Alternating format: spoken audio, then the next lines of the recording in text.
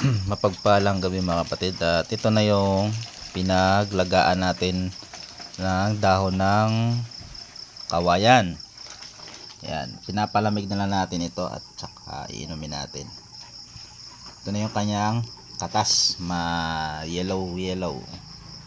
yellow green na parang yan.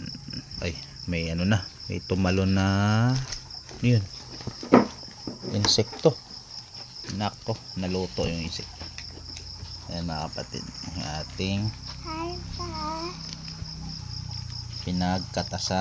pinaglagaan ng dahon ng kawayan. Ayan. Masarap ito mga kapatid inumin, maligamgam or malamig. Ayan. Bago tayo matulog mamaya, yan ang inumin natin mga kapatid, para yung circulation sa katawan natin ay mabisa at maganda yung circulation. So ayan, naway magkaroon kayo ng idea at masubukan nyo rin. Ayan. Salamat, God bless.